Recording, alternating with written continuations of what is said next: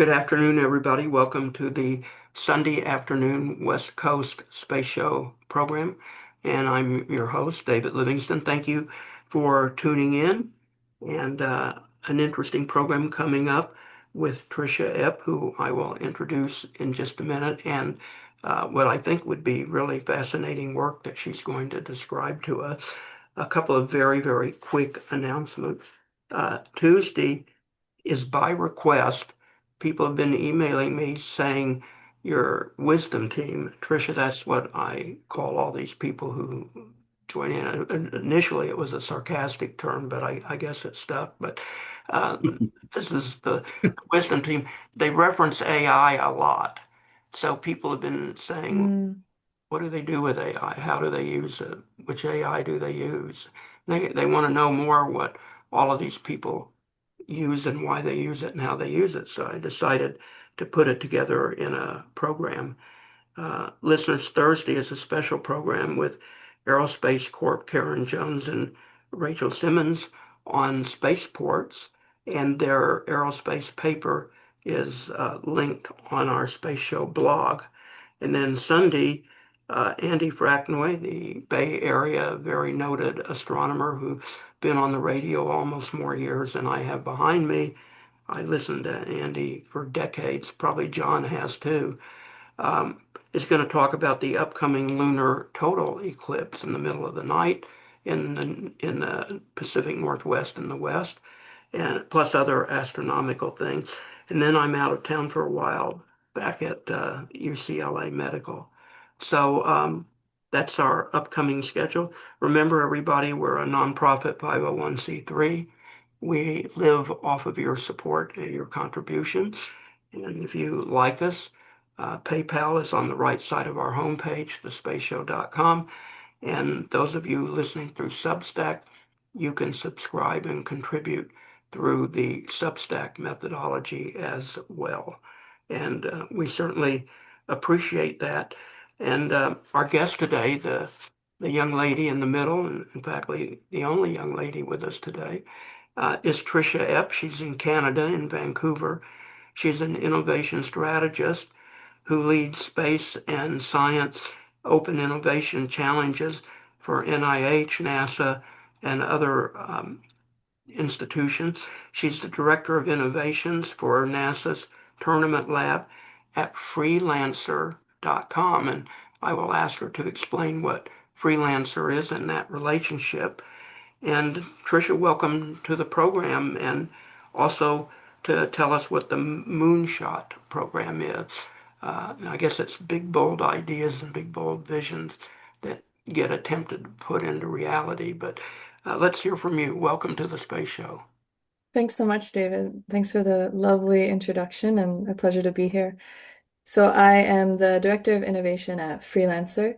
Freelancer.com is the world's largest freelance and crowdsourced marketplace. We have 86 million users around the world, and it's a place where, for many people, they can make their living doing freelance work or the gig economy. And so, if you're a graphic designer or a computer programmer, you can make apps, you can do data science, you can go and find projects and do work there. And so, many people are able to have their careers doing flexible remote work, which is something that the people these days like a lot of the time. Not everyone. For me personally, I like working in an office, but many people like to have that flexibility. So it doesn't have to And be a government job. It could be a that's private business right. or anything, right? Exactly. But I'm running the Moonshot program at Freelancer. So it's an innovation program, and I was hired to manage our contract and our relationship with NASA. So we work with NASA Tournament Lab and a group at NASA called the Center of Excellence for Collaborative Innovation, who started working with Freelancer because they wanted to explore how open innovation could help NASA to achieve their mission.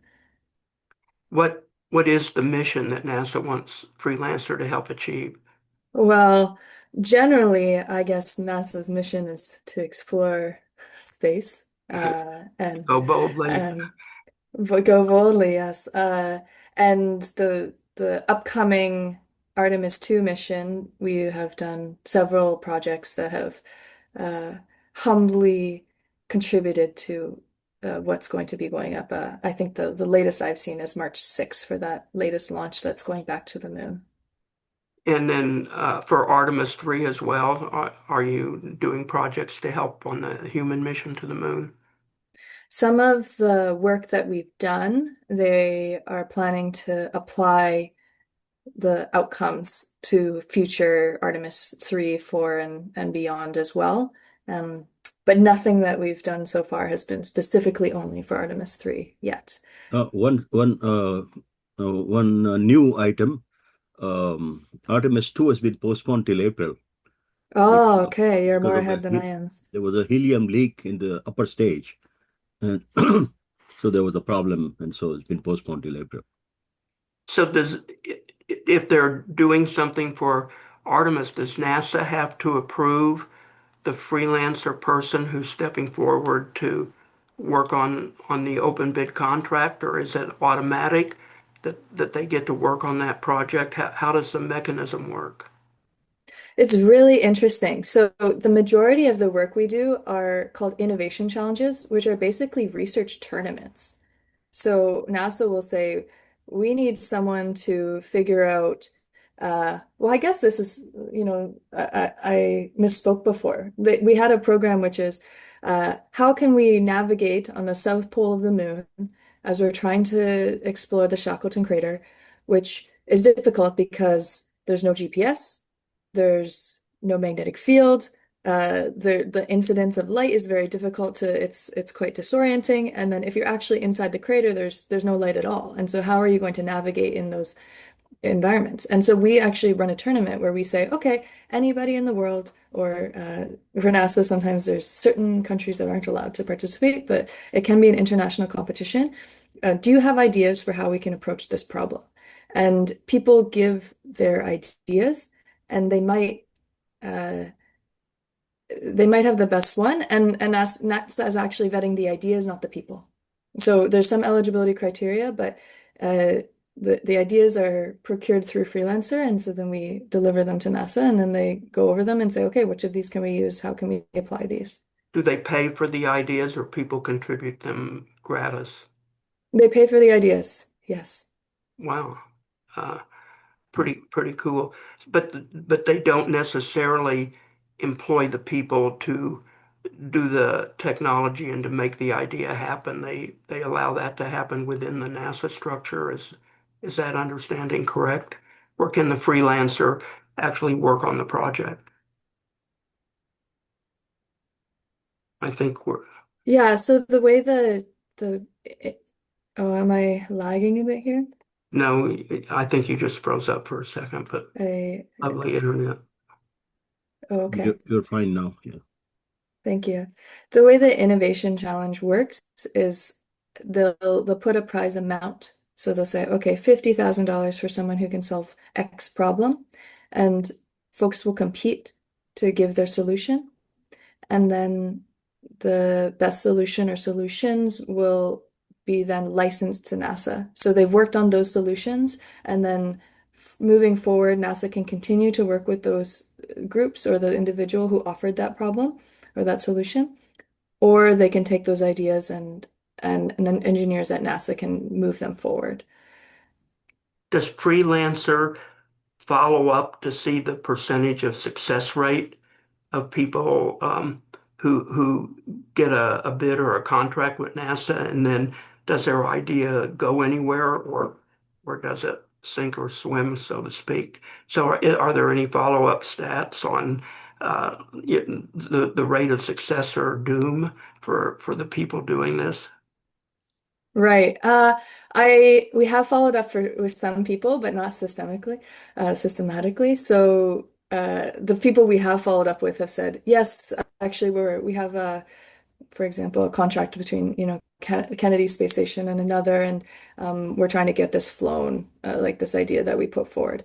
Um, and at least, I can think of two that are for sure going to be part of the Artemis 2 mission. So one of them was Marshall might understand more about this than I do because it's software, but we hired a freelancer, very, very niche skill set who could do MCDC testing, which is part of the GCC open source code, and they wanted to do modified condition decision coverage. So if you have an if-then loop, for example, do you follow every branch of that loop, and does every branch give you a different unique solution? And so they wanted to do automated testing of that. Marshall, it looks like you're engaged here.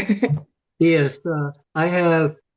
Uh, I did design verification at Texas Instruments on the C6X microprocessor. So doing the analysis and branching down each branch to do a verification, we used the language E, which Mm, is now 25 years old, so it probably doesn't exist anymore. But that is exactly the kind of work I did at one time is hmm, test, test, test, search for bugs. It requires a certain amount of cuckoo. right. Yeah, so one of the services that we did was we found a Norwegian engineer who was actually working in Japan on automotive testing for, vehicles, but had the skill set that was needed to figure out, okay, Mhm. how do we test for the Orion um, software? And so that's for sure being used in the Artemis 2, and they hope to put it to use again in future missions. So at least one success story, but I only have the anecdotes. I don't have the statistics. It's on my to-do list to find out all the rest, but it's sometimes hard to track everyone down here. Does Freelancer have competition? Uh, Wants to are know. other groups working to uh, get these agreements and contracts with NASA or NIH too, or do you stand out alone? Could you repeat that Do you question? have I'm not having. competition in what Freelancer Ah, yeah, for sure. Yeah. So actually, we're on a contract with NASA. It's called NOIS 3, NASA Open Innovation Services 3. And there's 25 vendors on this contract. So Freelancer is one of 25 vendors. And the different vendors have different specialties. So some of them will be actually good at tech searches. So let's find what's already available on the market, who can solve these problems. Others will be specialized in aerospace or, we had one vendor that was specialized in like Veterans Affairs because some of the work that they would have to do is veterans. Um, and so freelancer specialty really is having the broadest reach. We have the largest network in the world. So if you want to find um, ideas from every corner of the globe, then freelancer is going to be very good at doing those kind of work. So before we started, I asked you about doing work with NIH, and you said Right. some of that is actually through NASA. So what is the relationship of other agencies? And then they have NASA handle their opportunities. Is that the way it works? So when NASA started working on open innovation, the administration looked at the program and they said, okay, this is working very well. Could you set up a center of excellence to service the entire US government and help them to do this collaborative innovation, open innovation work? So that's the Center of Excellence for Collaborative Innovation that we're working with. It's the group at NASA that we are working with. And they have intergovernment agency agreements that allows the other agencies like the NIH, the Center for Disease Control, the Bureau of Reclamation to go through the existing contract with NASA to access these vendors like Freelancer. And this is useful because much quicker than doing an RFP procurement process for the project versus a task order. NASA releases a task order to the vendors, and within 10 days they have proposals, and within 2 weeks they've determined who's working on it. So they can get, from putting a proposal out to work within a month, which is faster than most other procurement in the US government. Any comments yet on how the new NASA administrator is handling all of this and in this part of NASA, Jared? Is he a big plus or neutral, or how can you assess the direction NASA might be going?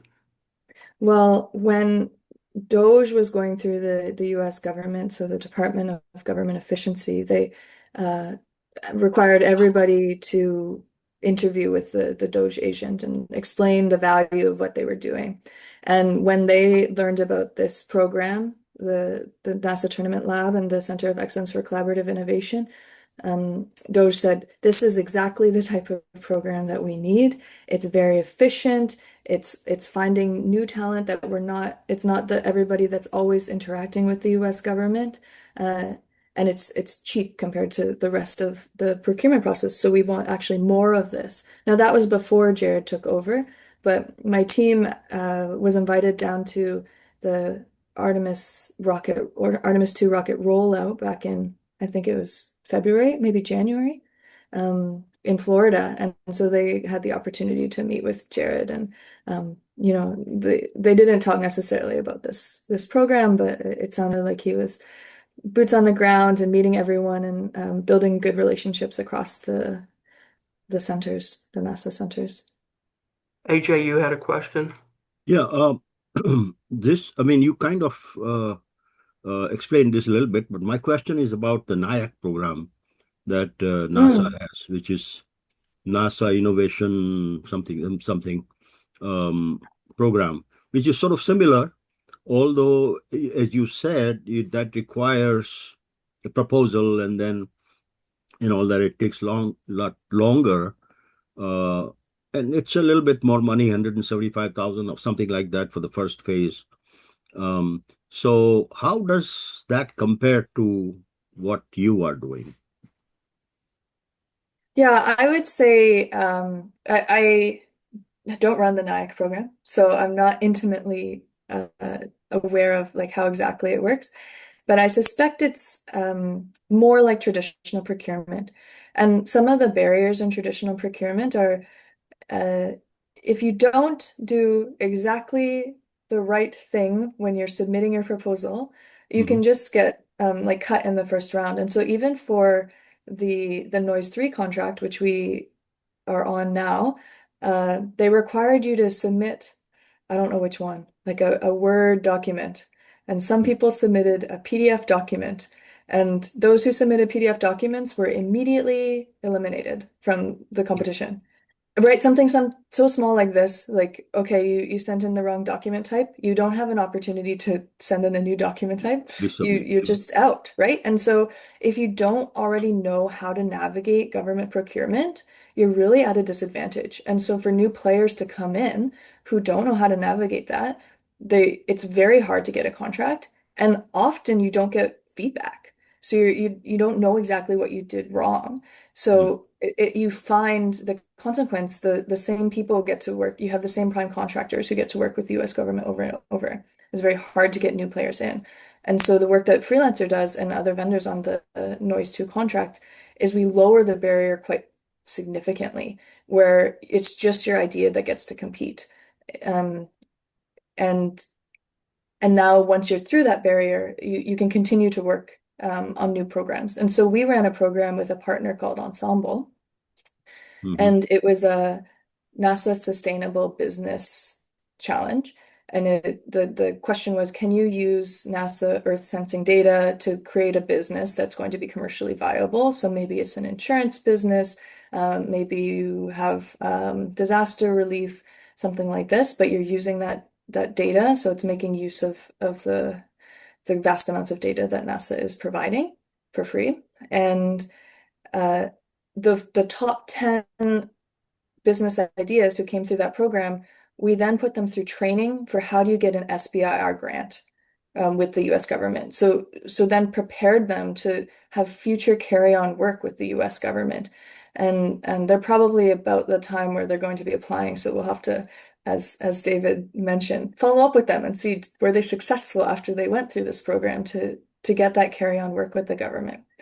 So I would say that's one difference to your original question, AJ, between, the NIAC traditional and and the new yeah. one, the NIAC, yeah. If Yeah. someone has a good idea, can they say, here's my idea, it's not listed out there by NASA. Can you run it by NASA and see if they're interested in it?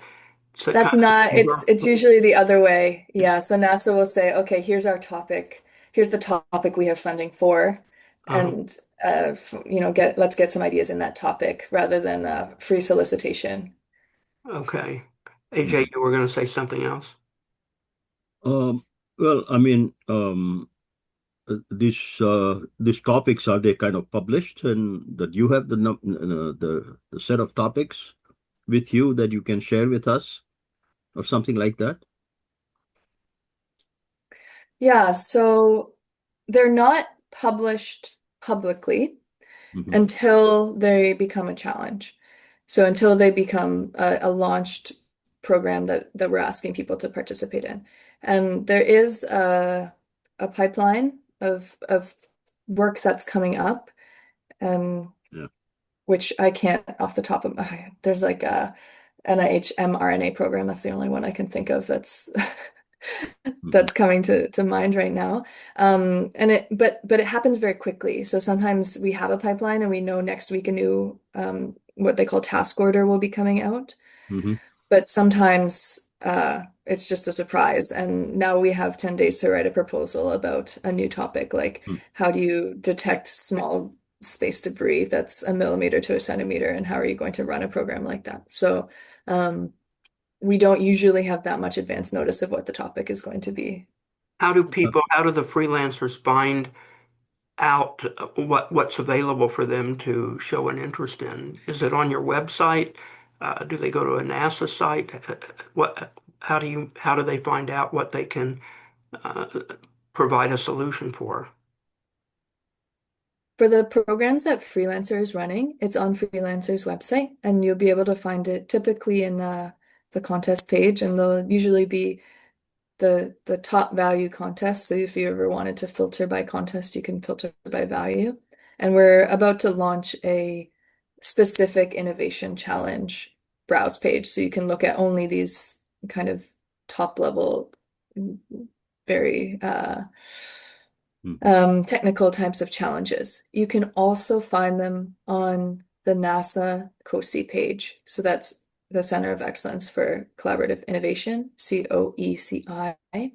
So you could go to, I think it's nasa.org/COSI, maybe, or at least you can Google that. And they'll have a list of all of the open competitions across vendors.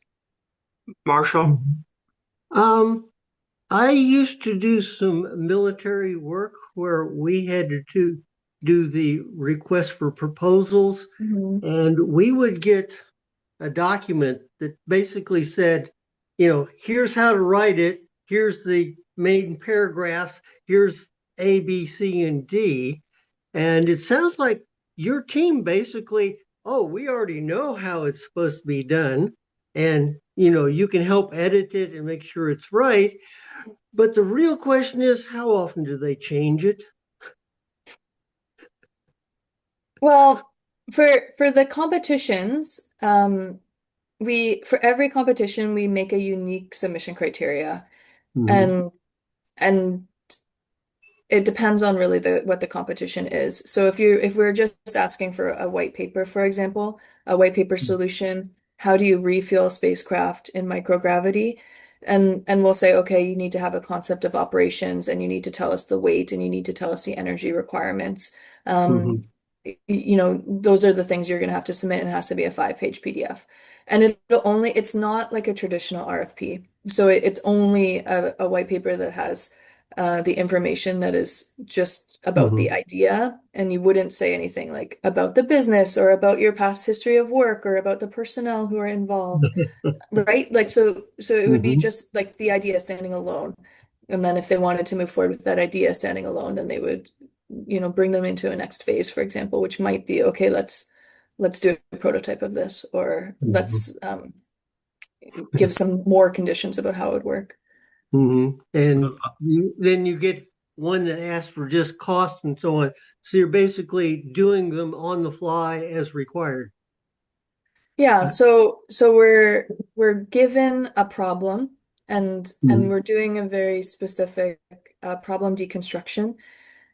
We want something that's rigorous and testable, Hmm.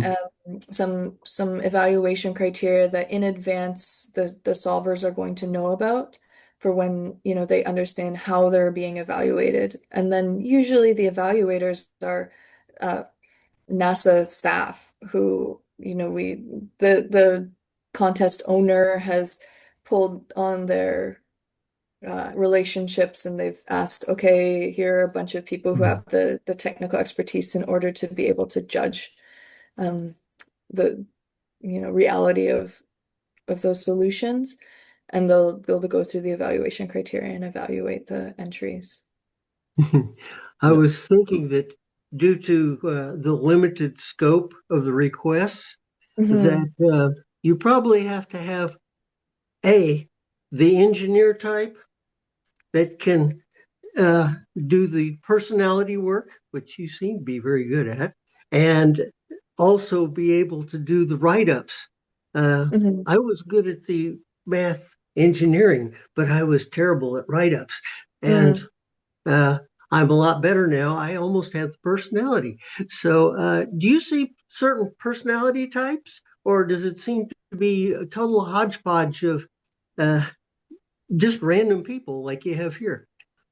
That's right. It's more a hodgepodge, I guess. And we have people from all different backgrounds. So, and that's sort of the beauty of running a competition model because it's not just aerospace engineers who can necessarily respond.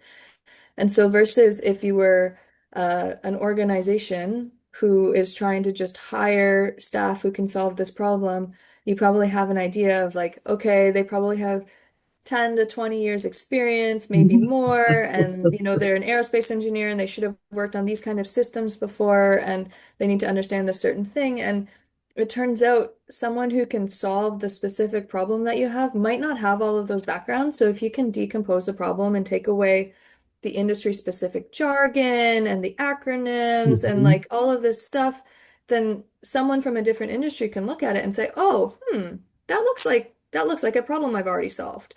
Why don't we, take this oil and gas solution for how to move fluids and see if it applies to this problem." And so then you get folks from really all walks of life who are able to do it, or maybe like a university student who they just studied this and now they want to have an opportunity to try it and like just cut their teeth at something new, and they would never have the opportunity to work on that kind of problem until like many years, decades into their career.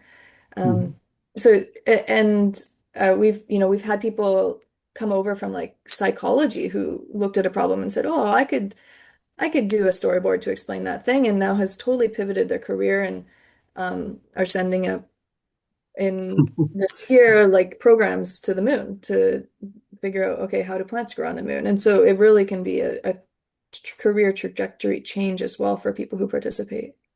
Mhm. Do you have a technical background yourself? How do you, because it sounds like you know some of the engineering and this and the physics involved in fluids and fuels and stuff. So, what is your technical background? What is your level of expertise in order to match people up and to do this work? Right. So I studied physics and philosophy in school, and then my graduate work was in geophysics. So it is a technical. So you do have the Y- technical background. I do, yeah, but many of the things like fluid dynamics, I don't really understand. I only know enough to sort of explain a little bit of the problem and then find out if who is more expert than me at that thing and ask them to solve it. Um, do you see the demand uh, for people wanting to participate and to, uh, I guess, make a bid or maybe offer a solution? Is that stable? Does it trend up and down? And what are the factors, influencing that level of interest and demand? Especially for competitions where you get to solve a problem for NASA, people are very interested. And for someone like me who is Canadian, so I don't have the right passport and I wasn't born in the right place to work for NASA, it is an opportunity to contribute to, the next, I guess they call it the Artemis generation of space exploration. So it's something totally new. So that's one reason where people want to participate. They think, oh, I have the opportunity to offer an idea that might fly to the moon. It might, move humanity further than we have ever been before. The other thing I'll mention, participants want to solve innovation challenges for reasons we call it the 4 Gs. So these are the four motivations: gold, guts, glory, and good. So some people want because, there's $100,000 prize. That's, oof, yes, I would love to make my salary or twice my salary in a year just solving this problem. That's a motivator. Guts. Guts is like, why do you run a marathon or like Tough Mudder or do something that's very difficult? Like you just want to challenge yourself. And so that might be that grad student who hasn't had a job yet but wants to see if they can solve that problem. Or it might be someone from a different industry who thinks, I'm very interested in aerospace. Maybe I'll try solving an aerospace problem. Uh, Gold, guts, glory. So glory might be, I want NASA to announce that I have figured out how to explore on the lunar South Pole. I want my name to be in that headline and I want to have the glory. I want to put it on my resume. I want it to be in my portfolio. Or good. So good might be, when we're running National Institute of Health or Center for Disease Control challenge that's talking about public health. They might think, yep, this is my opportunity to really help many, many people around the world. I'm intrinsically motivated to solve that problem that's going to do good in the world. And so those are, why someone might participate in a competition like this. And we do see lots of demand. I mean, we have an enormous network, and so we have many people who are generally looking for work, and so maybe they're just motivated by the gold idea. Um, and then we also reach out to folks who we think might be interested or suitable to solve problems like that. And often they are interested. Do you intend to see Artemis launches and go to the Cape? Do you get any perks like that that you can No, I've even heard I was like chatting with someone from Lockheed Martin who's uh talking about how hard it is to get a vehicle past this launch to because it's such a huge historical mission. So I've talked to my team and we're like, oh, maybe we should go. Maybe it'll be really cool. And we haven't decided yet. So we'll see if we decide to go stake out a well, you place on can the go ground as and a fly. visitor and go to Exactly. the Yeah. visitor area Just across the canal or the channel. exactly. So I might. I've never seen a launch. Oh, So wow. yeah, I think it would be quite cool. It sounds like it's a very unique experience. Does the Canadian Space Agency do any innovation challenges?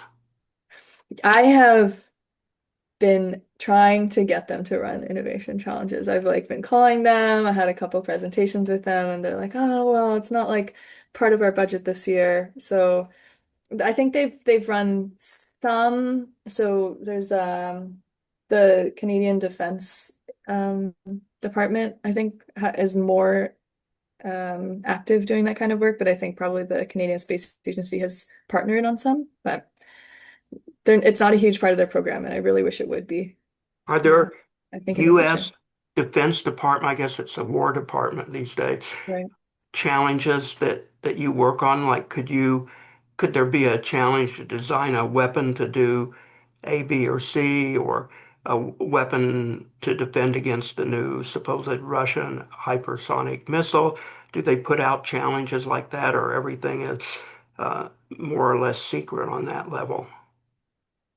So we haven't worked yet with the Department of War, but they have run challenges, and they're pretty interesting. So there's one, well, I don't know if it's famous, but there's one example of a program that they ran where it was actually anonymous, and the challenge was, can you take video feeds and track the buffalo, an individual buffalo going through Yellowstone Park, and see on one video and then see that it's migrated to another area of the park on another video, which is a cool uh, like image recognition type of problem. And uh, but the true nature of that was they wanted to be able to track individuals traveling through airports.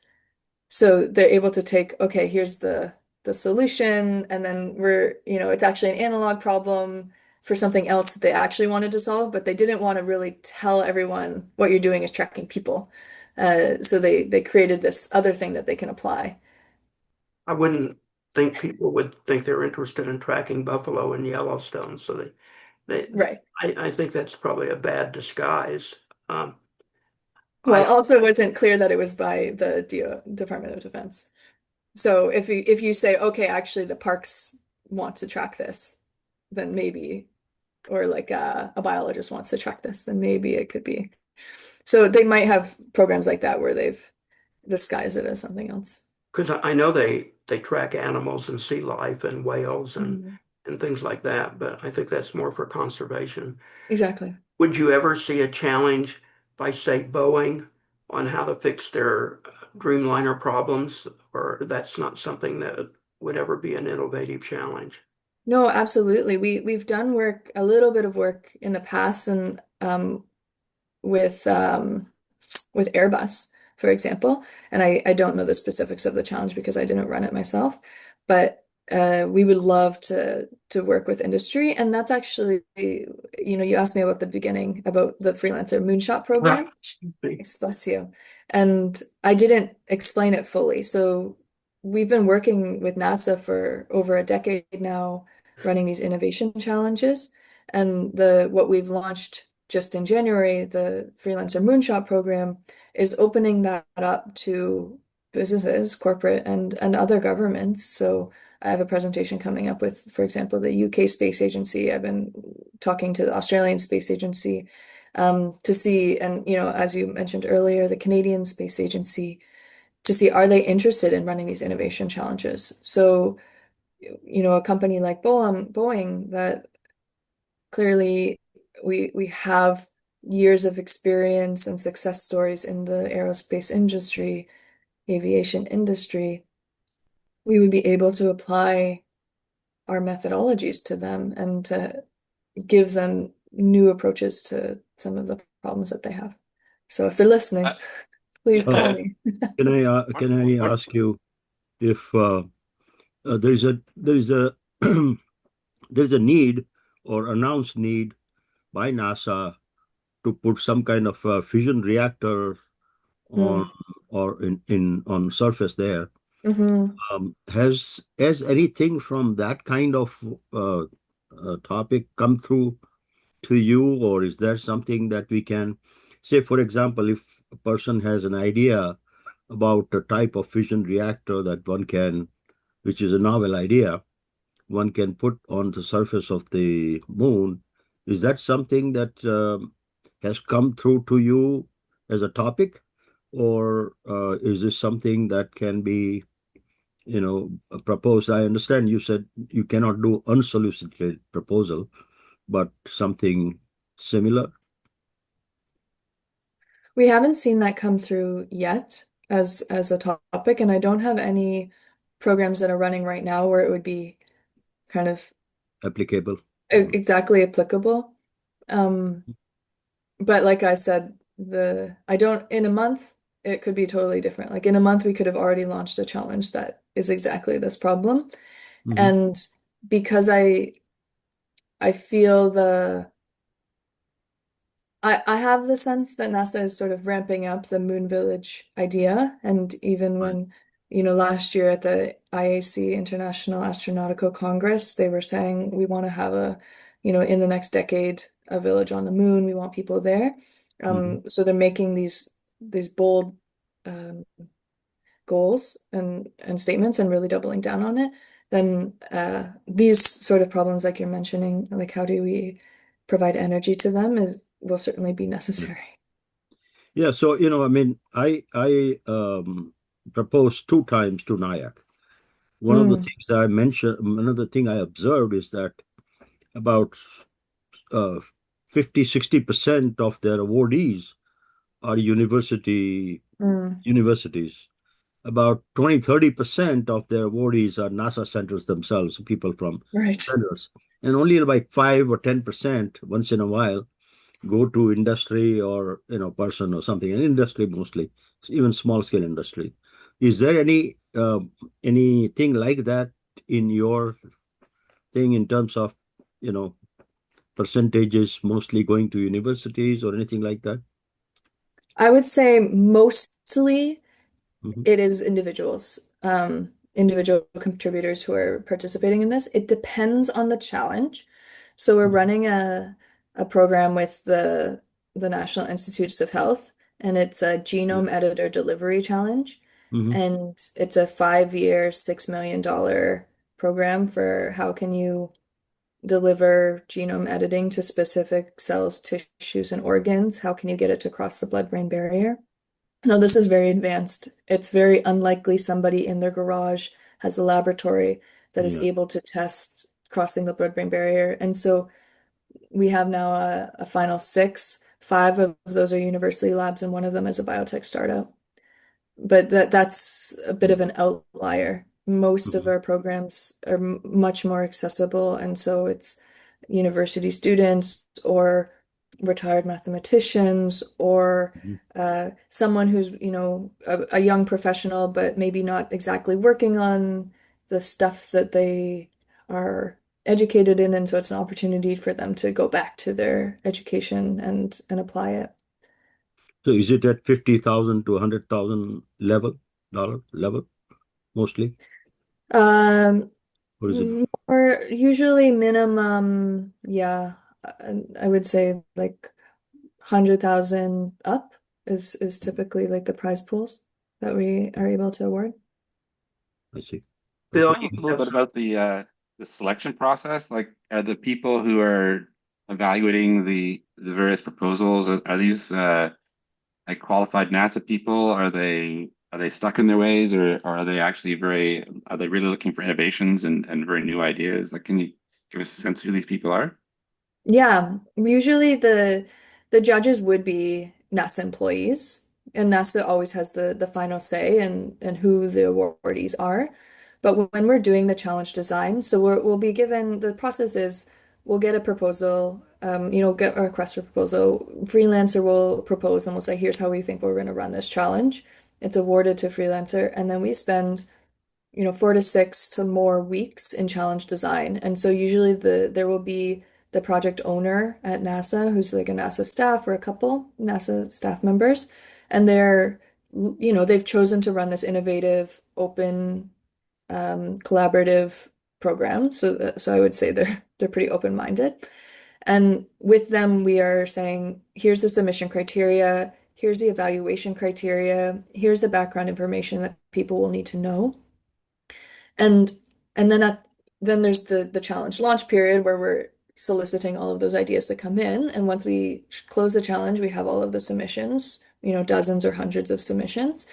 Then there'll be a bunch of, 20 to 30 NASA engineers who will then evaluate. But they're evaluating against the criteria that we've already chosen in the past. So we've structured it so it rewards innovative or novel ideas and not just the stuff that's been proven to work. So um, we're specifically designing that evaluation criteria to select for what we need, and also for selecting things like does it work, etc. Right, right. Yeah, I imagine I've never actually seen what comes into these proposals, but I imagine there's a lot of crazy ideas that just need to be filtered out. For sure. Yep. Um, but then I fear that, like, in amongst those crazy ideas that need to be filtered out, there might be one or two gems that just get filtered out because initially they seem like a crazy idea as well. So I'm not sure how you could design a process to make sure that you actually do find these very novel ideas that don't seem crazy, that seem crazy, I should say, but aren't actually crazy. hmm well, as you can imagine, it's a bell curve. And so Mm. that's also part of the strength, right? So you're gonna get tons of really bad ones and people who don't understand physics and they're breaking the laws of physics. And so those are like easy to be like, okay, that person doesn't understand the way that the universe works. So we Right. can take those away. Um, and so like that's probably not your gem because if they didn't really understand physics, it's not working. And then a bunch of, people will now lately will use AI. And so you get a number of solutions that is very clearly AI. And they're like in that point form and they have the M dashes and, all of those things. And sometimes they're exact duplicates because they've just put the same prompt into the same AI tool and they gotten the results out. Um, so that's also, maybe good, but we'll read it, but probably you can guess in advance it's not going to be that good. And then we get like the high end of the bell curve, which is like, okay, here are these really, a very good idea that makes a lot of sense and it's clearly well thought through. And, you know, I guess there's some fear that we would drop one of those in the maybe we don't understand physics and someone actually really there is a law of reality that we've accepted that's not true, but then it has to be, very well written and convincing and that always usually those don't go together where it's like also very convincing just like disobeying a law of physics. So that's at least part of the way we hope to screen for it. Are you actually screening like are you screening before it goes to NASA, or is like does Freelancer actually do that screening process, that initial screening process? We usually hire a subject matter expert or multiple for every challenge that we run because we're not subject matter experts. We're good at the administration of these challenges. Right? And so usually us and that subject matter expert will do a preliminary screening, but that's not for the value of the idea. It's for are they eligible? Because sometimes if we're working with the US government, there's certain countries that are not eligible to work together, like North Korea or Russia. Like we cannot pay money from the US government to those places. Um, and do they actually submit like based on the requirements? So if there was a requirement for a diagram, did they give a diagram? And does the diagram have units? Like is it actually going to be useful rather than wasting the time of the reviewers? So we'll Right. do like is it eligible? Does it meet the submission requirements? Is it complete screening? But the actual screening of how good is this at solving the problem is done by someone else, the actual evaluation. Well, like talk about NIAC or the other government agencies not doing good feedback on their proposal. How do you do Mm. feedback? Depends on the people who are providing the feedback. So we often will have a evaluation criteria and then we'll ask them to make comments. And we like to be able to give the comments to the people who submit it. One thing that we at least do differently is if someone submits a submission early and they aren't eligible or they haven't submitted all of the requirements, we tell them and we're say, hey, you're like missing this like really Hmm. key portion. Like you should resubmit your idea so you can like have everything that you need for it to be evaluated. And then sometimes at the tail end, we're able to give feedback. If it's a multi-phase competition, so multi-phase is like we have an ideation and then they're building the model at home and then they're giving us updates about how that model is going. And then eventually they might submit a prototype. Then then we're able to do more feedback to that specific group that's come through. So we'll actually we had a competition with the National Institute of Standards and Technology, NIST, and they were designing incident command um, like command centers. And so, okay, if there's a fire or an emergency at a place, I just looked outside and it's snowing, very weird. Um, It's on the East Coast. uh, yeah, exactly. If there's a emergency, like, can you take in the security cameras? Can you put a floor plan layout? Do you know how many people are in the building? And can you integrate that into like a virtual or augmented reality dashboard? Um, and so for that, we actually had emergency responders who were subject matter expert advisors for the team. And so they got like real feedback about like, would an end user use this? Like, is this actually practical? So we're able to like build that into the competition model. And then at every stage they would say, okay, here's our, spreadsheet of what we had before and what we've changed now. And then we would be able to give specific feedback on those new features. So really, like I mentioned before, each competition can be very ad hoc and we design something that's quite unique. But if we have longer and more phases, we can give much better, very useful feedback. And back to one of David's original questions, which is, have we tracked the outcomes for that competition where we were doing those incident command dashboards? The top winners went on, they have commercially viable products. They received more venture capital, they received more contracts. So we do know that it was successful and they're, producing with the US capitalist government, they're actually contributed to the economy. They've able to stimulate that industry very well. How Yeah, big? I really feel like oh, sorry. Go ahead, Phil. I No, was go gonna ahead. make one last comment. Yeah, I was gonna say I really feel like the failing that NIAC or other government um, grant programs have had is related to feedback and Mm, failing to give the people who submit proposals some idea about how close they came and whether or not they should try again, or whether it was just like they're up against an impossible process where only insiders actually get boards because they hmm know the guy. I've talked to a lot of people who feel like it's just a cooked game and they're very disillusioned by the whole process. And so yeah, I feel like if there was the feedback, which it sounds like you guys are trying to do, like how did you rank and how did you do on certain types of questions and how what did the winners what did they actually score compared to Yep. you? I think that would probably encourage more people to apply if that's what they want. I guess that's more work though, more work reviewing Exactly. Yeah, it is. proposals. Yeah, Yeah, and typically we won't just have one winner. We'll have like first place, second place, and some honorable right. mentions too. And we won't release the entire submission, but we'll at least re release some of the information that they've provided. So, Yeah, and you know, folks can go through and see, okay, what else was out there. yeah. David, I think you had a comment. How big is your team that works with you on this? So in Vancouver, I have a team of three that does the day-to-day project management of these competitions. And then we have a couple challenge designers who are very specifically skilled at doing that challenge brief, problem decomposition, submission criteria, evaluation criteria. And then our headquarters of Freelancer is actually in Australia. So, and we have offices Mm. around the world. So we have a customer support team that sits in Manila. And so they have 24/7 customer support. And then in the Sydney head office, we have our product team who is doing all of the work to make the product functional. So things like how do you submit, what file types are available, how does the prize money get transferred? Um, because we do it all through our platform. We also have Freelancer has another branch of the company called escrow.com, which is secure payment transactions. It's actually huge for the domain industry. It's insane how much money domains can sell for, like millions of dollars.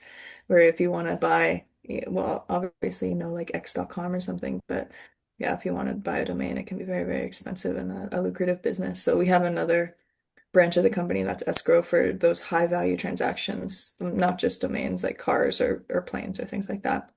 And all our engineers are sitting in Sydney and Manila, and we have like a design and communications team as well that's in Sydney that does all of the outreach and talking to the media aspect of running these competitions. Where are your SMEs located? Or are they all over the world? Yes, all over the world. And we find them specifically for the competition because it can be quite unique. It can be we need a subject matter expert that knows about zebra mussels and how to prevent them from spreading across the Western United States freshwater system. And so like I didn't know someone like that before. I have to go and find that subject matter expert. Mhm. Um, Years ago on the space show, and we were doing a program about advanced propulsion and breakthrough propulsion. And someone asked the two guests who had written an AIAA book, how do they filter out crackpot um, Hmm. solutions and suggestions? And they actually said there were crackpot tests that you can use to Hmm. filter ideas and solutions for. Do you have anything like that you can use as a filter, crackpot criteria? I actually looked it up. I still have the notes from 2009. Probably Carl Sagan had the most famous set of criteria that he called his baloney detector, but it's a long list of criteria on what you can use to determine a crackpot idea. or a crackpot investment or something like that. So I'm just curious if there are any tools like that that are organized and formal that you use in filtering things out. I don't have anything called a crackpot test. I'm gonna go look this up later. If you have it, I would love it if you send it to me. Yeah, I can No, send you the link. I mean, one of them was from Dr. Irving Langmuir, a pathological science. Again, I'm going back to 2009. And then John Baez, who created, and he's UCR, so I think that's University of California, Riverside. He created a crackpot index for Hmm. physics and science and investment. And so I'm assuming the links are still valid. Uh, the email is dated August 3rd, 2009. But I mean, we were having good laughs about it. But on the other hand, if you have some kind of standardized criteria to help measure something, it might be useful. But whether this would be useful for what you're doing or not, I don't know. It was mostly a business and investment and Hmm. advanced propulsion theory program. Is the genome project the same as gene editing, or is that different? The one that I was talking about is gene editing. I think there's something else called the Genome Project, which is like trying to sequence the human genome. Um, So there, if that's what you mean. so a lot of people play around with CRISPR Right. for gene editing. I could see someone actually coming up with some great ideas in a garage if they really know biology and know how to work CRISPR pretty well. So, and I just got a letter from UCLA because they have a big medical research department, and their doctors are gene editing to have a one-time, one gene editing fix forever and all time to cure cystic fibrosis. I happen to follow that because my son is a CF son, but that's one time, one genetic fix, and they have Mm. new ways of getting it to go through the body to be absorbed, like you were talking about. Hmm. So I know the big institutions are doing that. So whether UCLA would, put in a something for their scientists to do something like that, or Cedar Sinai, I don't know, but I do know that a lot of people are competing to come up with ideas on how to break that barrier to get this to work because it works on a test tube, but not necessarily in the human body. That's right. Yeah, the two gaps identified for the somatic cell gene edit, excuse me, somatic cell gene editing program that the NIH is running are can you have something programmable? So if you want to do a single mutation fix, for example, um, but it's really affecting the heart or the lungs, like that's where that disease is manifesting. Can Uh-huh. you have the medicine go only programmably to that place and not accumulate in the kidney, not accumulate in the lungs, which are part of the bodies or sorry, not accumulating in the kidney or the liver, which is, using to clean out your blood or the Right. toxins in your bodies. So that's one of the gaps that's not solved yet. Like, can you make it specifically go to the place you want it to go? And the other gap is, can you get it to cross the blood-brain barrier? And many Americans, 10% of Americans have rare diseases, and many rare diseases can be caused by a gene, deficiency or one single gene that's causing that rare disease. It's very hard to treat. It's very hard to even diagnose because they're so rare. There's not a lot of specialists who are able to look at that disease and say this is the problem. So this is just one part. I think the work you were talking about is another part of like how do you do that treatment. So this would be if you have that medicine that helps with cystic fibrosis, how do you get it to the right place? And so it's like the if you have an envelope and you put something in the envelope, the thing that goes in the envelope is the treatment. The envelope itself with the address, that's the type of thing that we're solving right now with the program that we're running. How do you get it to the right place? You said Americans have a lot of disease. Right. Are you saying others don't, or were you? No, that's just because I'm working for a US government agency who cares about curing Americans. I think that's probably um you can probably extend it to people around the world that many, I would say 10% of people have it.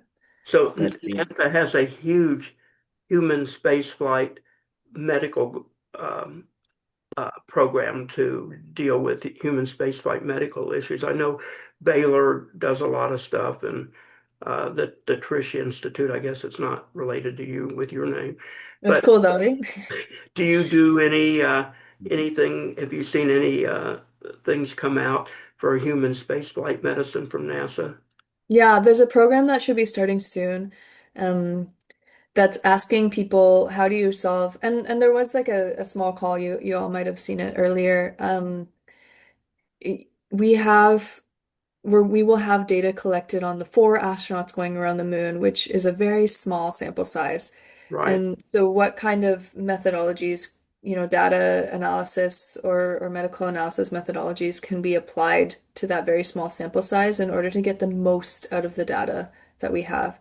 And so that will be a competition that launches very shortly by NASA that's asking for like novel methods or things that they maybe haven't tried before, and also asking what could we have collected, aka what should we collect in the next mission that would have made this more viable? Like, is there some other piece of data? Like, should we have taken like hair follicles or something when we're only testing for saliva and urine?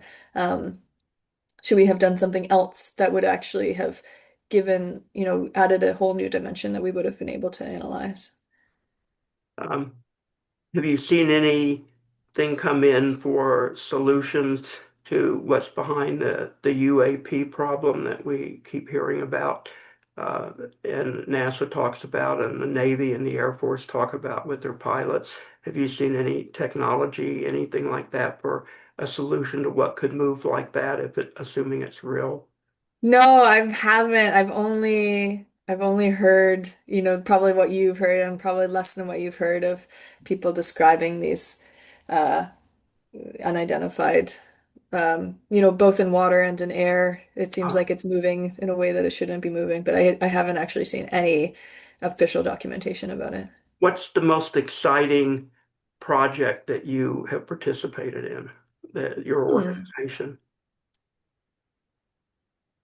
Uh, there's one that's actually technically very simple, but it's really fun that I'm still waiting to hear the results for. So we ran a global competition to find the zero gravity indicator for the Artemis 2 mission. Zero gravity indicator is like the plush toy that like hangs in the when the astronaut in the shuttle with the astronauts, so the astronauts are all like strapped in and they can't Uh-huh. move, and everything else is strapped in. It's the only thing that's not strapped in, and so it like indicates zero gravity because it starts floating once they escape out of Earth's gravity well.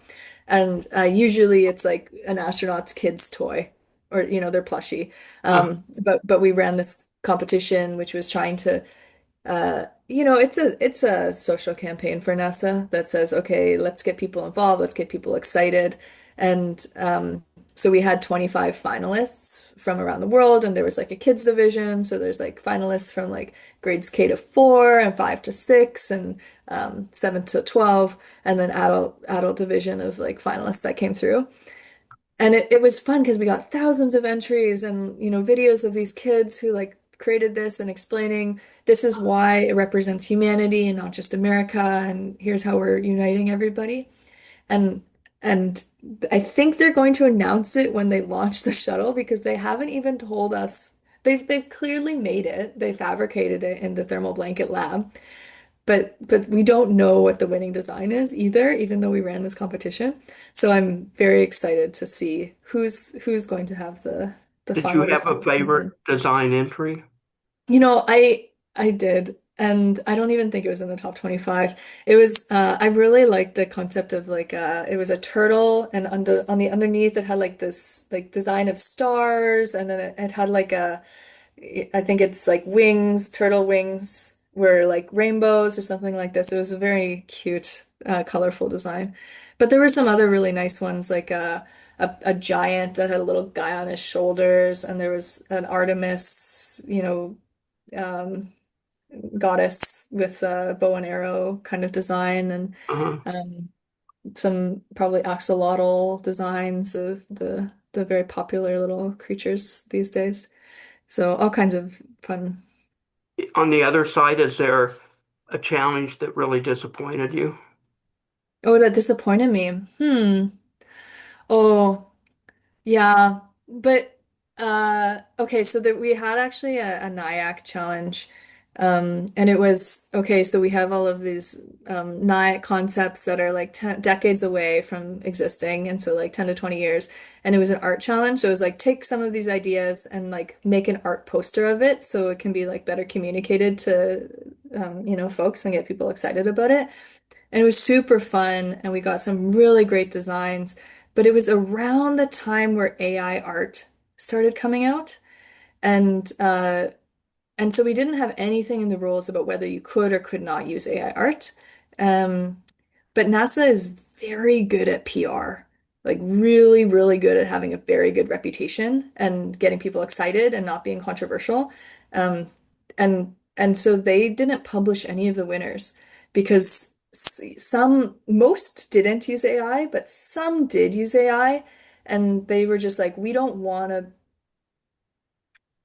to be part of that. Should we be able to use AI art? Should we not use AI art? So they just didn't even use the ones that were not AI. They just didn't publish any of them. And they still have the all of the art, and it belongs to them. And so I hope in the future they will publish it. But what's disappointing is like they were really cool designs. And I mean, I have access to them, so privately I have it like on my laptop screensaver.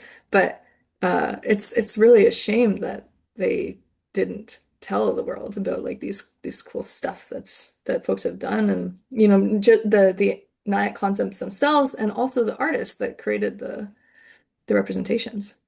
Are there any rules with Freelancer against using AI in solution solving, or is it something that's used frequently now? It depends on, it's not a freelancer rule, but it depends on the end user. So often, the US government will now say you can't use AI. And then we have to, it's really hard to test for it. So we get folks to, you know, verify or like certify that they didn't use AI. So we ask them like on the honor system, did you do that?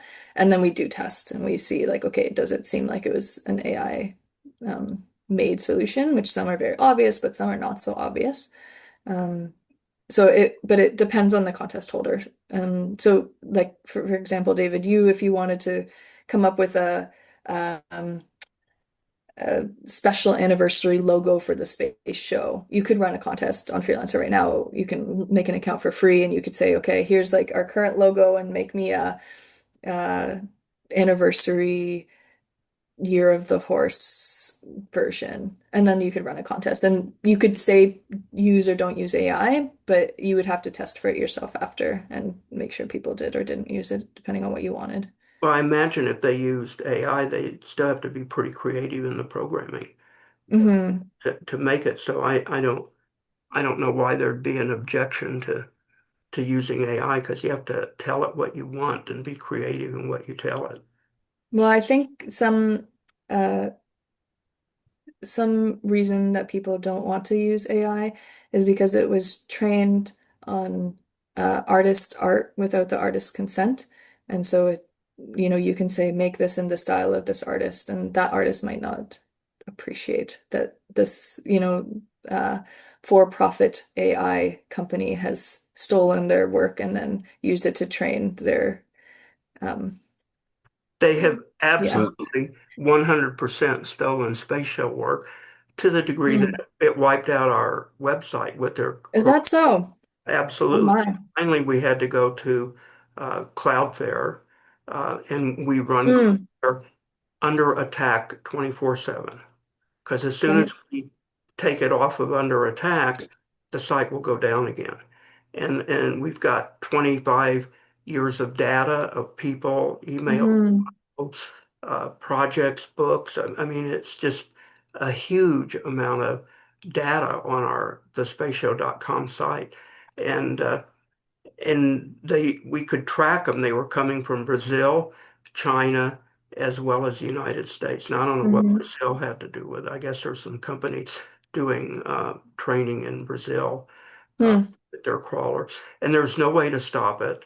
And so all the people who wanted privacy and everything, it's all gone in an instant. I never give out email addresses without the guest permission. All that is trashed and gone in an instant because they're taking the data.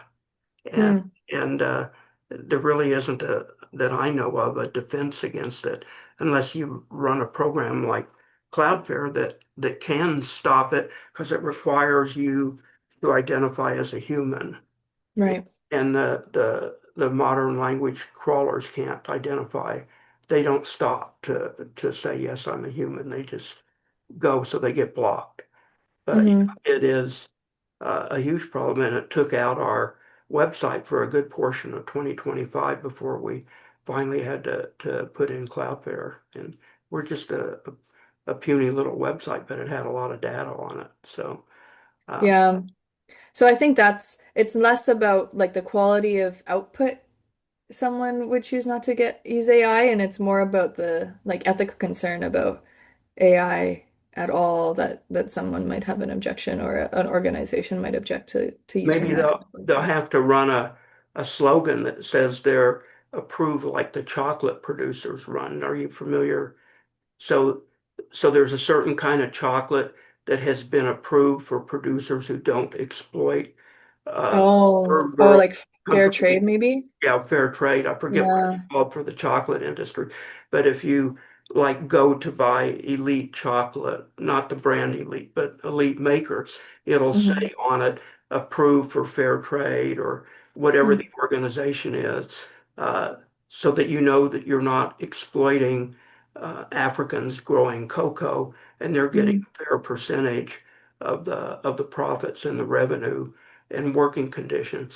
And it's a specific organization that does fair trade for chocolate industry. So maybe the AIs will start Yeah. accepting that they're a fair trade AI, but then I don't know how they'd get trained. So, I mean, I'm working on a program with some they're like ex Microsoft AI responsible AI folks and also trying to work with the Department of Energy because the Department of Energy might have heard of the US government's Genesis project. It was announced maybe a few months ago, and it's sort of like a parallel of Manhattan Project, but for AI. And so the administration asked the Department of Energy, can you create like a government-wide AI program that is able to, intake the government data in a safe way and provide good output. So I'm working with these folks to try to start a program that's a healthy human AI interaction index. So many of the AI indices out there are like, okay, is it dangerous? Is it damaging? Is it good for, human cognitive functionality to be using these AI programs? But it instead wants to have okay, how do you have an index that shows it's healthy for someone, like it's beneficial for someone to be chatting with AI? Is what's like the kind of more optimistic way to look about this. So I think you're right that those kind of programs will be coming more and more. We're moving very quickly with AI, but there's still a lot of work to do. uh, folks, we're coming close to 90 minutes. If any of you have additional comments or questions for our guest, you should absolutely speak up. Gordon is with us by telephone. Gordon, if you would like to contribute to the discussion, please speak up for us. Um, because we've got a few minutes left to go to 90 minutes. Is there anything we should have been asking you about Freelancer and all these challenges and NASA that we didn't ask, that we didn't know to ask, that who knows what? Well, I would really like to, we didn't talk very much about it, but I would really like to expand beyond our work with NASA and be able to use this methodology that NASA has been, it's it's a secret methodology that we've been working on with NASA, not on purpose, but because we haven't been very good at talking about it in the past. And so now we're trying to say, hey, this works, and you get to have all of these ideas come in from all around the world. Now give us your toughest problems. They should be technical, they should be scientific, they should be long-standing.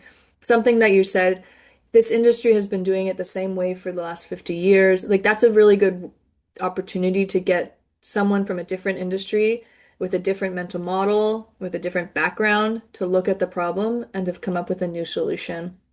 So I would love to work with the folks like with Boeing or other um, commercial entities to expand expand our client base, but also to get people to be able to contribute solutions. Following up on this, like if Mhm. you were to try to pitch that you have a better methodology than say NIAC, like how would you go about that? Like, is there some way to evaluate NIAC based on some metrics, like the quality of their evaluation process, the how well they communicate to the people who are submitting? Like, what are the metrics? How would you impartially evaluate them and those metrics, and how would you show that your improved approach is better?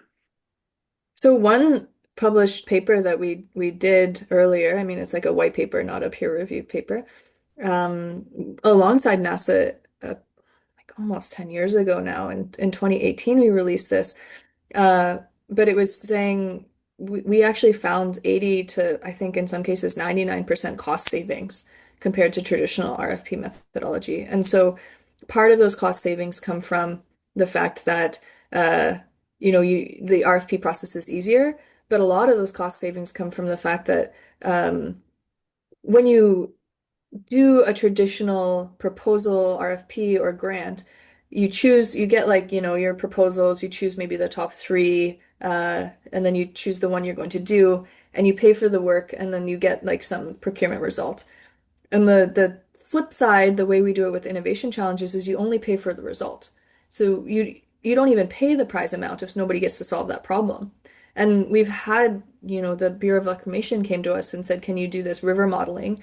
We don't actually think anybody's going to be able to speed up our river modeling, but we'll set a goal of 10 times faster, see if you can find someone. And we found this retired mathematician from France who sped it up 60 times. And so like, they to do that in a procurement method, you don't even know you're going to find a solution, and you have to guess that you found the right person before they even solve the problem. Whereas the innovation challenge, you only pay if you get a solution. And so compared to traditional RFPs, they found, okay, actually quite a lot more cost savings. So that's one of the ways you can do it. You can also showcase, you know, actually here's 50 people that we've pulled in that have never interacted with the government before. You reach a new audience, which is very valuable as well. So those are at least a couple of the metrics you can show. So what about like with NIAC, where there isn't something where you can say, well, this person found a way to get to the bottom of the ice in Europa 25 times faster than what NASA had before. It's like the Right. concepts are too advanced for metrics like that that are I'm trying to find the word for the type of metric, but indisputable, I guess, is Right. not Yeah. Yeah. very measurable. So what do you do when there's not very measurable metrics? It's more of a subjective process. How would you like compare the way Nyack does things to the way you would do things? That's a good question. Um, let me think about it. Um, in a way that's different than the thing I already just told you. Look, I think it Right. also depends. I think it also depends on how they're doing the reporting already. So they at least what I've heard from US governments is um like the number of people that hear about the programs is important, like outreach m metrics, like what's the funnel in. Um, Well, like, to give you a bit of an idea, like I think Nyack bills itself as the process by which they'll find transformative ideas. So they're really mhm. looking to find ideas that um, of those ideas that make it through their program and then go beyond. They're hoping some of them actually transform the way spaceflight is done or research is done or something is done in such a profound way that given up. It's disruptive. We've given up on the old way of doing it, and we start doing the new way because of the disruptiveness of the idea. So that's the kind of thing they say they're trying to do. Hmm. I have a look at the results and feel like they've come up with something that doesn't sound like it's going to be transformative. It's an interesting idea, like they made like a legged robot that bounces around on a planet, Right. but it's not going to transform the way we do space flight. So I see that kind of stuff coming out. I just feel like it doesn't match the metric of being Right. transformative. So yeah, but can you like look at the overarching goal and say that their process produce the kinds of things that meet their overarching goal? But it sounds like you think their method of saying whether it's transformative or not is also nebulous, that it's hard to measure, or at least their way of measuring, when you look at it, your Well, gut says no. there's two possibilities. One is like if they want to come up with something transformative and the ones they publish are not particularly transformative, then this either they're not attracting the right kind of people to propose transformative ideas, or there really are no transformative ideas, or they're getting transformative ideas, but they're filtering them out and failing to pick the right ideas. And maybe that's Hmm. due to, like I said, like AJ was saying earlier, there's a bias towards Yeah. university labs or something which don't maybe produce transformative ideas like smaller entities do or something. But what do you think? Well, I think this is certainly you can see it not necessarily as a replacement of like grant or RFP programs, but a complement to them. And so the way we ran the program before, where we funneled new novel ideas into the SBIR program, it's a good way to like do that funnel. So you can get new transformative ideas and try to select based on novelty or innovation. And there's some really interesting uh, studies out there that talk about how like experts kind of tend towards non-novel and more things that they know works when they're evaluating. So they're like, Right. well, that thing won't work because I've never seen it like that before. So like, let's choose this one that we think will actually be successful. So they're not trying to fail, and I think you have to like try to fail a little bit if you're really going to push the boundary. They're trying to succeed at whatever that metric is, and so they don't want to pay a crackpot, and the risk of paying a crackpot is like more more motivating than the benefit of having that breakthrough. But you can use this as a funnel to move towards like higher levels of funding as well. Yeah, it sounds like you could basically they've got crackpot anxiety, and that's kind of putting the whole program at risk of losing the ability to identify transformative ideas. Right. And I've heard there's a corporation in Australia called the Grains uh R&D, like GRDC, Grains Research and Development Corporation. Um, and they had a metric where they're like 10% of our ideas should fail. 10% of the programs that we run. Like that's actually one of the success metrics we want to have. And I think that's a really bold and useful way to think about failure. Marshall? Yes. I like what Phil was saying, but I would cross that with the concept of PERT charts and milestones. And how Mm, often do you see a wonderful idea which has another idea under that you have to prove before you can get to the target? Making an intermediate milestone, intermediate tests, kind of like Elon Musk and Starship. It's like we'll put this together and see if it flies. And mhm. oh, goody, we got to this step. Now we move to the next step. So do you see that a lot? Yeah, when we have our larger programs, we usually do have those sort of milestones, and we'll call them phases. So you have to have some sort of testing readiness before you go to the laboratory evaluation, and then you have to have pass the laboratory evaluation before you go to the live demonstration phase. So we will have those kind of checkpoints, and sometimes the most promising solutions decide they're not ready for a checkpoint and they're not going to move forward with the process, which is it's disappointing. But also from at least the standpoint of the funder, they're trying to stimulate innovation and they want the market to pick up in whatever the area they're trying to stimulate. And so Mhm. if someone isn't necessarily ready for the next checkpoint, it doesn't mean they're going to stop working on their problem. It means they have a good sense of what they have to do and they'll continue working and moving forward. So and then you get to choose, another group that moves forward in the actual competition that we're running. So it could be a win-win, but it is always when the most promising don't go through, it's like, oh darn. Could have been really great there. Hmm. Thank you. Um, John, did you have a question? Phil, were you through or did I interrupt you? I don't know. I thought that went pretty well. I got some good feedback or some good ideas there. I mean, if I do have another question, if you want to let me go. Yeah, we're coming close to the end, but yeah, we have time for one more. I was wondering if you had observed or participated in any kind of review. So there's oversight of the whole selection process. So, for example, again, I'm more familiar with NIAC than most other grant award programs, but Mm. say like somebody would come in, like an independent agency, and look at all the proposals that were submitted to NIAC one year and go through them all and try to identify whether there was any kind of bias that should be Mm. addressed or whether the selection process was in fact finding the things that they really wanted to find or not, or if there was just, like you said, institutional bias towards conventional thinking going on that because subject matter experts were all, say, rocket scientists or something, and they all thought in the same way, feel like it would fail to like identify the right kinds of things that the program was looking for. So have you ever heard of like an oversight program or oversight effort to make sure that the programs were structured well and doing the right kinds of things?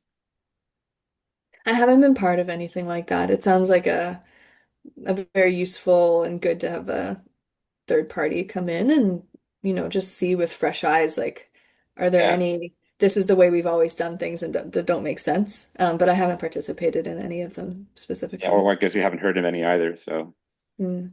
yeah, okay, probably they're not happening then, I imagine. But Trish, I want to thank you for being with us today and spending your Sunday with us. And we appreciate learning from you and hearing about how all of this works. And I guess we'll look forward to hearing more and seeing if one of these solutions makes it to the big time. So hopefully it will. Any other comments from anybody else? No. Thank you. interesting talk though. Interesting discussion. Yeah, thanks for the chat, guys. Thanks again. And I know for my part, I didn't know anything about how this worked or Freelancer or anything. So it's good to know. And we appreciate your sharing it with us. And so thank you again. Everybody else, Tuesday night for our little in-house AI program. And everybody have a great rest of the weekend. Keep looking up. And Tricia, if we come back to you later, we hope you'll be available with some more input and ideas and data for us. It sounds like a fascinating program. And thank you again. Thank you very, thanks very much. Goodbye, everybody. Have a good rest of the weekend. Thank you.